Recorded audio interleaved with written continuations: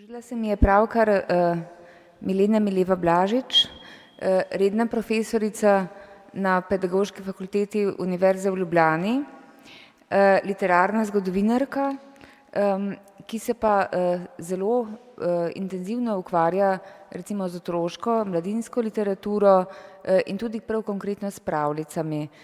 In je redna gostja na našem simpoziju, ker pač zna pravzaprav vsako temo osvetliti s temi recimo referencami na univerzalnost, na univerzalnost teh motivov in na to, kako pač se odražajo ne samo v indoevropski književnosti, torej recimo ljudskem slovstvu in seveda potem v umetnem slovstvu, ki je črpalo iz njega, ampak celo širše.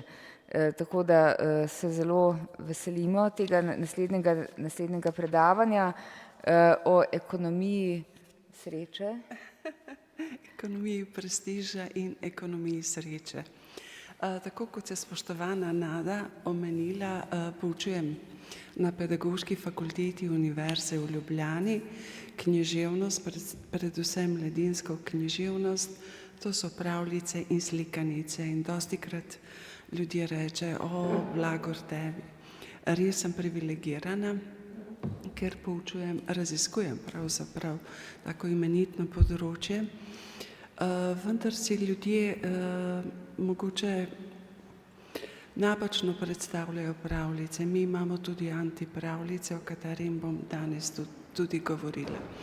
Pred parimi leti smo imeli v Sloveniji en literarni, recimo temu, škandal in ker so eno knjigo za odrasle redefinirali in nagradili, Zlata si Nada, hvala ti. Redefinirali in nagradili kot mladinsko knjigo sprva za 14 let, potem za 12, potem tudi za 11. In ko smo se medsebojno pogovarjali, zakaj, pravzaprav je mladinska knjiga in Mestna knjižnica Ljubljana so rekli, da je sedaj popularno v svetu narediti škandal ob izidu kakšne knjige, češ da to povzroča večjo odmevnost v prostoru in tako naprej. S tem se pravzaprav ne strinjam. Žal, če pa pogledamo porast literarnih nagrad ali nagrade na področju kulture, jih je izjemno veliko, tudi v slovenskem literarnem prostoru je pravzaprav več kot 200 nagrad, tudi če pogledamo Jakov katalog za knjige in tako naprej. Vsako leto dodajo kakšno nagrado ali kakšno odvzamejo.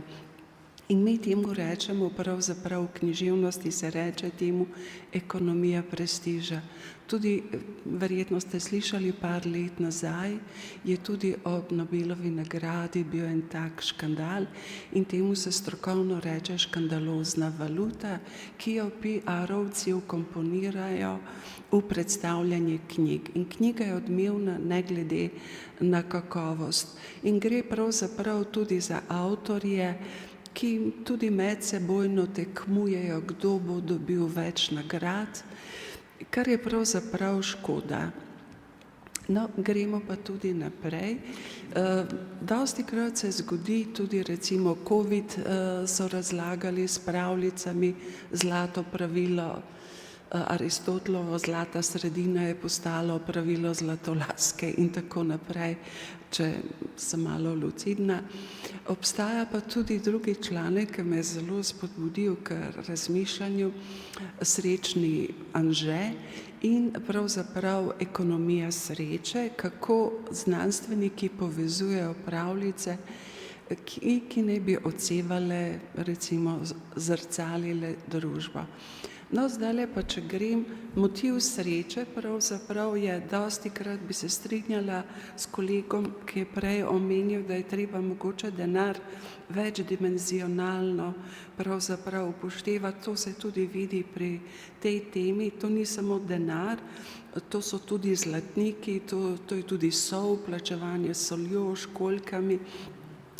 Tako vzela sem nadpomenko Sreča, ki je pravzaprav stalnica od antične literature do danes.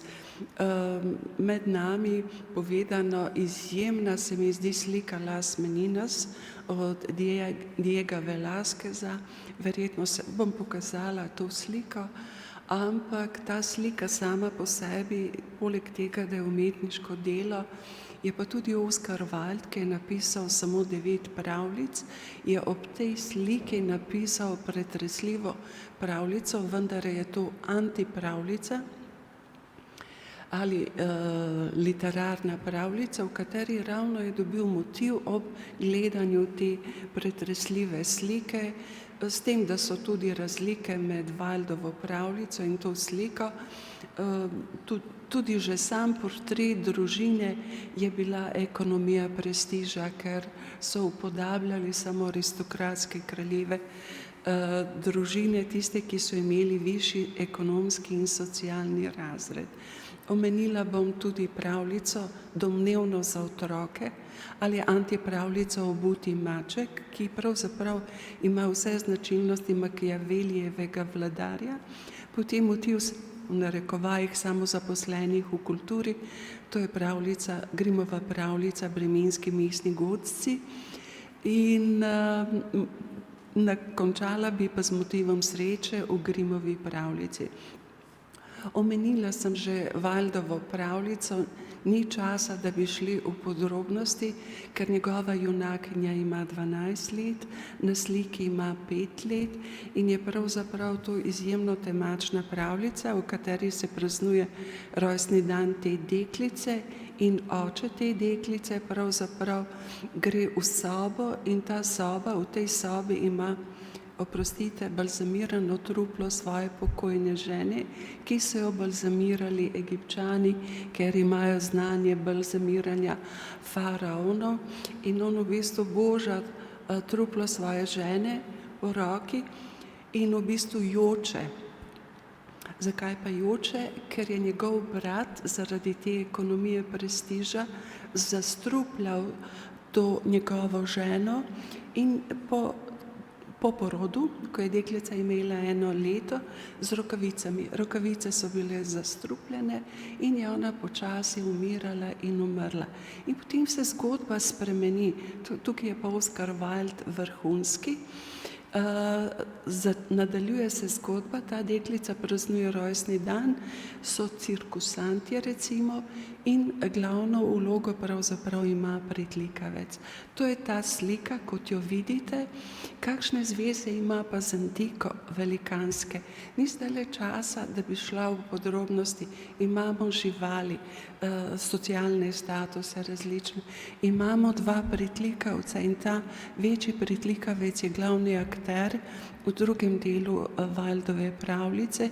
Imamo to 5-letno deklico, imamo Velázqueza, zrcalo in tako naprej, ampak imamo še nekaj, kar se zelo, zelo slabo vidi. Jaz sem to sliko videla tudi v živo in so velikanske dimenzije in prav to je razlaga teh literarnih oseb, ampak v ozadju Velázquezove slike sta pa še 2 sliki, ki se eksplicitno navezujeta na antiko, na tekmovanje, v bistvu na ekonomijo prestiža.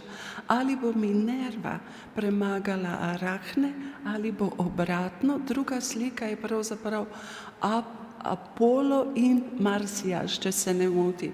In pravzaprav šele, ko podrobno pogledamo te stvari, vidimo, da so igre v igri, ne samo zrcalo, kdo se zrcali, ali Velázquez, ali prva, druga žena, bodoča duhovniki, ampak pravzaprav ta ekonomija prestiža, ki direktno intertekstualno se navezuje na antiko. Ampak ta ekonomija prestiža, ti 2 sliki oziroma ta 2 mita postaneta tudi v Hans-Jörg Gutterjevem mednarodnem tipnem indeksu, dobita pa različice pravzaprav. Ena izmed teh je pa tudi gospa Pehta, ki jo mi poznamo, lahko bi rekli tudi Pehta, Špic-Parkelc, prvi prevod Špic-Parkelca. je bil Cvrzi trska. A bi ugotovili, da je to Špicparkelc? Cvrzi trska, slovenski prevod, ker je pravzaprav to tekmovanje, kako presti in iz volne ali slame delati zlato ekonomija, potem 3 predice, pa tudi Lena predica. Apolonova zmaga nad Marsiasom jo najdemo elemente tega antičnega mita v Gosi pastirici, pa tudi v Midasovi kratkovidni želji, ki si želi, da vse ekonomija prestiža, česar se dotakne, da se spremeni v zlato, in njegova oslovska ušesa pravzaprav. Vidimo, kako ljudje, Marie-Louise von Franz bi rekla, da v bistvu imamo puer eternose, ker so ves čas koruptivni, ta visok sloj. Čim več imajo, si več želijo. In Max Liti pa pravi, obstaja izumi pojem pravljična pravičnost, ker v pravljicah se določene stvari, ki so v mitih tragične, v pravljicah pa ni tragičnosti več ali manj. To je razlika pesimizem, optimizem. En zanimiv motiv iz antične literature, ki me je spoštovana Nada opomnila, da je v Platonovi drugi knjigi Državi, in dejansko je, ampak ta Gigesov prstan pravzaprav v Utrovem indeksu, pravljičnem tipnem indeksu, je enormno veliko tega prstana, motiva tega prstana. Tukaj sem napisala več kot 20 različnih motivov, ker recimo ta osnovni Gigesov prstan se potem v 1000-2000-letni tradiciji se začne spreminjati ta matrica prstana in se začne prilagajati različnim kulturam. Tukaj vidimo, da je tudi slika Las Meninas odmevala tudi v slovenski javnosti in domu in svetu. Omenila bi enega teoretika danskega, ki je žal prezgodaj umrl, in on v bistvu pravi, da ljudje si napačno predstavljamo pravljice, da je happy end na koncu, da je srečen konec. V resnici pa rečemo, kako je lepo biti reven, pošten, ampak v resnici srečen konec v pravljicah pomeni, da nekdo napreduje socialno in ekonomsko. Se poroči v kraljevo družino in dobi pol kraljestva. In to je pravzaprav ta paradoks pravljic, ker on pravi, da nekdo, mlad moški iz nižjega sloja, na koncu pravljice je v visoki družbi. Podobno velja tudi za ženske. Izrazit primer, to je drugi primer, je recimo Obuti maček, ki ima svojo številko v mednarodnem indeksu. In v bistvu naslov, to je antipravljica, ker v bistvu govori o antijunaku, in tukaj imamo recept, kako postati minister. Dobesedno, on noče postati kralj, ta Obuti maček, ker je razvil strategijo, ampak bo za vladarja postavil neumnega kralja, ki niti ust ne odpre, on bo pa v ozadju vlekel te nitke, in pravzaprav v tej pravljici, domnevno za otroke, imamo dovoljenje za umor, ker on, Obuti maček, lobira in reče tistemu velikanu, a se lahko spremeniš v leva, on je samo všečen, narcisoiden, se spremeni v leva, v slona seveda, v miško. Miško pa lahko poje, a ne da? Naturalizacija umora. Potem recimo imamo strukturo, dialektiko, gospodar in hlabec. Ta maček je na začetku hlapec, podrejen in tako naprej, na koncu postane pa dejansko gospodar in strateg cele situacije, in poroka je dejansko bila biznis. In imamo različice obutega mačka. Včasih je maček, včasih je obuta mačka. A veste, ker lahko je ženska recimo sredstvo, da nekdo napreduje v višji socialni razred. Bremenski mestni godci so pa Grimova pravljica izvrstna, in tukaj imamo prvič trubadurje srednjeveške, osel igra na lutnjo, ki je tipičen inštrument, in tako naprej, pevec je petelin, ampak v bistvu pravljica ne govori o živalih. Pravljica govori o tem, da so gospodari, lastniki, ugotovili, da njihovi sužnji ne morejo več delati, a so ranjeni, a so bolani, a so prestari in se odločijo, da jih ubijejo. In živali se pobegnejo in potem pa ugotovijo, brata Grimm sta zapisovala pravljice in sta ugotovila, tudi recept sta dala, napasti je treba. Revolucijo je treba izpeljati, združiti se je treba. Umetnost je tista, ki nas lahko poveže, en skupni imenovalec in udarijo bremenski mestni godci nazaj in si pridobijo en družbeni status. Ne na višje, socialno pa ekonomsko, ampak si pa vseeno popravijo ta status. No, tukaj vidite na desni strani recimo bela mačka in tako naprej. Torej so variante, ne samo obuti maček, ampak so tudi obute mačke. Recimo tukaj obuti maček je domnevno za otroke 1697 in na koncu je nauk in točno vidimo recept za socialni in ekonomski uspeh. To je poroka. Poroka pa tudi drugače, da se prikupiš, da laskaš, da podkupuješ, da si koruptiven in tako naprej. Tudi celoten recept za socialni in ekonomski pravzaprav prestiž. Tukaj dovolite, da sem aktualna. Slovenski šolski muzej je naredil, kot vidite, 11 let nazaj, eno brošurico in razstavo, moja prva knjiga, slikanica, in so vprašali monsignora Antona Stresa, katera je njegova najljubša. Ne bom komentirala, samo naslov Zvitorepec. No comment. Vprašali so Boruta Pahorja in je rekel obuti maček. No comment. Velja? Na vrh ledene gore ekonomije prestiža so tudi slikanice predsednika Trumpa. Winners are not losers. In to je prvi del, potem je pa drugi del.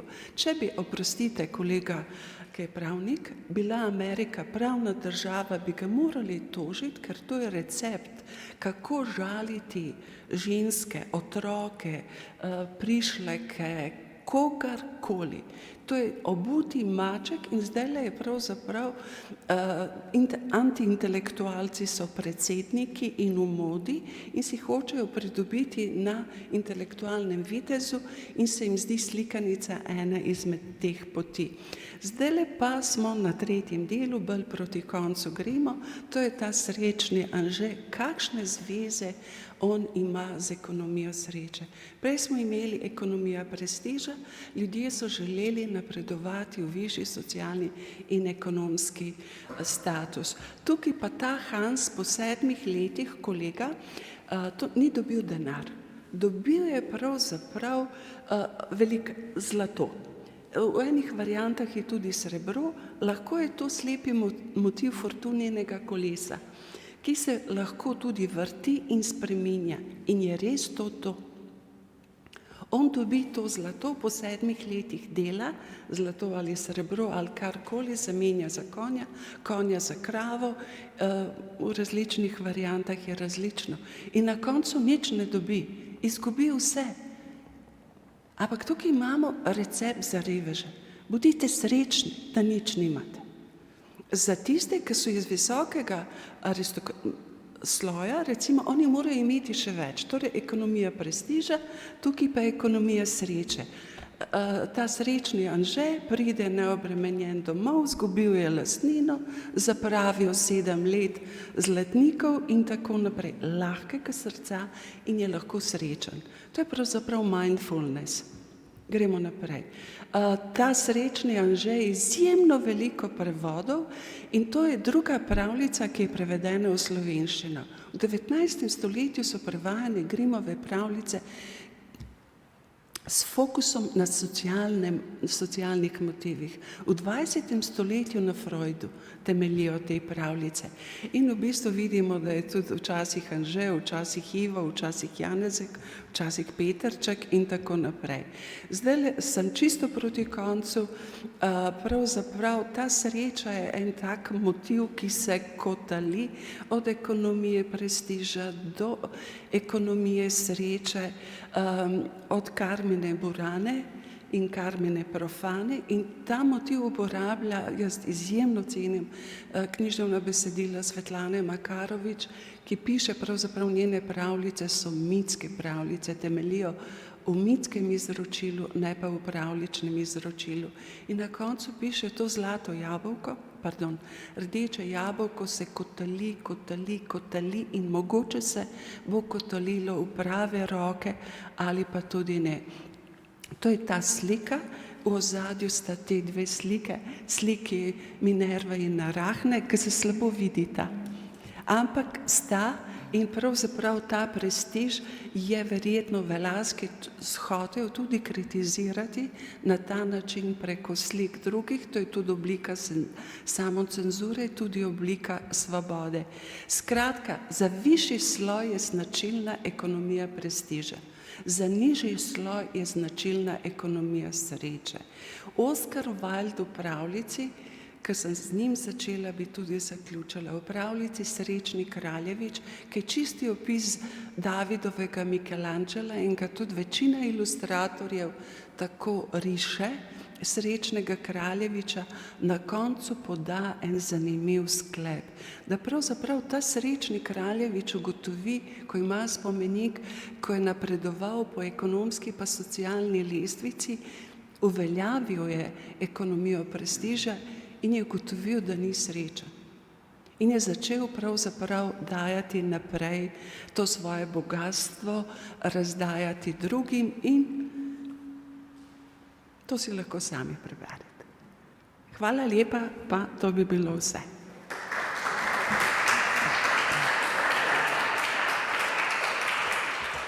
Ja, hvala lepa. Zdaj odpiram razpravo.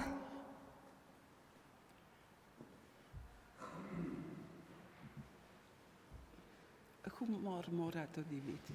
Toliko, da si ta čas pogledate to prelepo sliko, ki je enormnih dimenzij.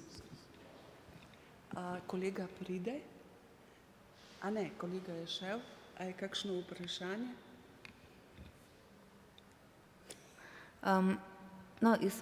Meni sem prišlo na misel pri tem Srečnem Anžetu, da je eno varianto ima tudi Andersen, ne? Tisti, kako naredi stari, je zmeraj prav.